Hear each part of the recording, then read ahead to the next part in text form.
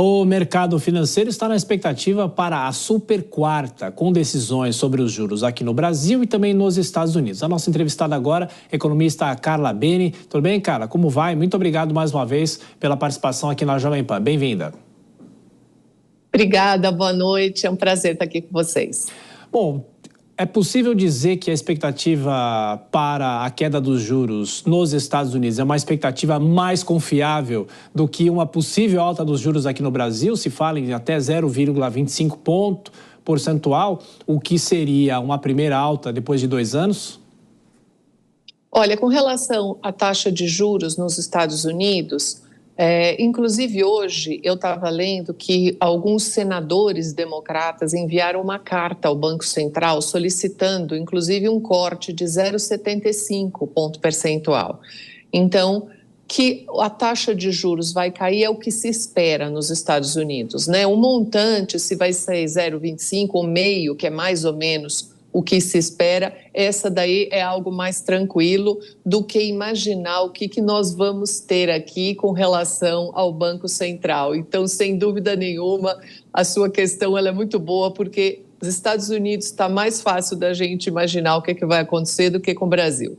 Agora, de qualquer forma, aqui no Brasil, na sua avaliação, é possível pelo menos tentar entender a cabeça dos integrantes do Banco Central, porque há uma possibilidade, com a seca que o Brasil está vivendo, que futuramente tenhamos problemas com a inflação, ou já estamos tendo problemas com a inflação. Mas o Banco Central não toma medidas pensando no futuro ou pode tomar?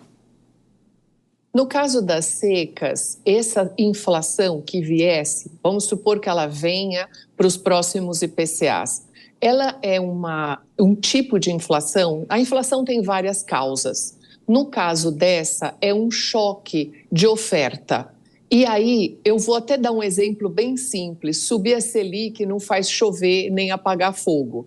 Então, o Banco Central tem essa ferramenta na mão, que é a elevação ou não da taxa Selic, mas ela não tem o mesmo efeito para todas as causas. Então, subir a taxa de juros por causa das queimadas e da elevação do preço dos alimentos não é algo que tem efeito.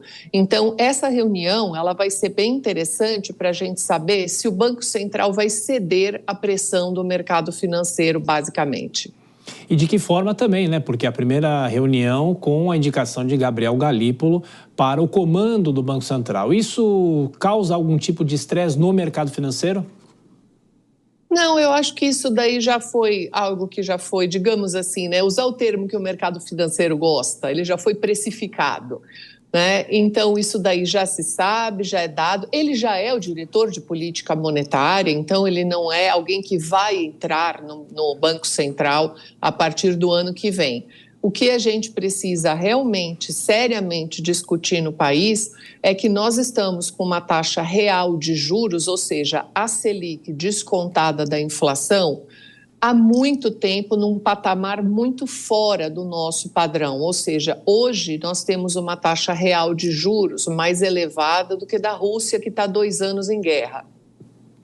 Sim. Bom, só para a gente mudar um pouco de assunto, eu queria aproveitar a sua participação aqui para falar sobre a desoneração ou a reoneração da folha de pagamentos, o que isso deve provocar na economia a partir de agora. Porque o presidente Lula sancionou com alguns vetos, enfim, mas de qualquer forma, até o fim do ano, a desoneração continua, mas a partir de 2025 começa a reoneração aos poucos para os setores produtivos e também para as próprias prefeituras. De qualquer forma, há alguma discussão também sobre a previdência dessas cidades, de que forma também os patrões voltam a incluir a previdência no caso da folha de pagamento, começam a pagar, obviamente, aquilo que vinha sendo desonerado. A senhora acredita que essa transição é importante? De que maneira? E se é possível lá na frente ainda voltar atrás e manter esse benefício para os setores da economia?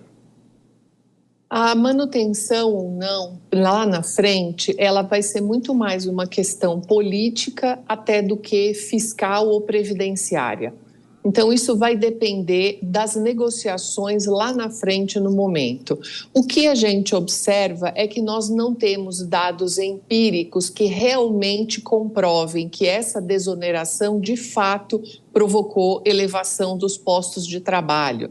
Porque a gente contrata, as empresas contratam quando tem demanda.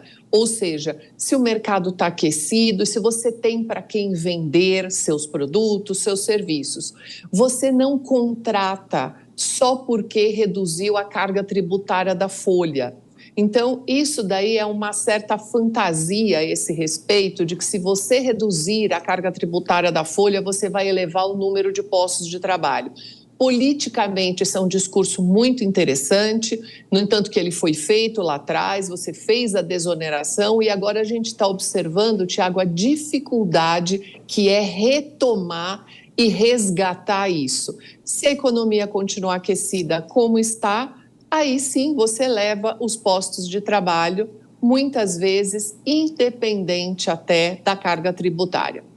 Análise aqui na Jovem Pan de Carla Beni, que é economista e também integrante do Corecon aqui de São Paulo. Muito obrigado mais uma vez pela atenção, pela gentileza. Bom descanso.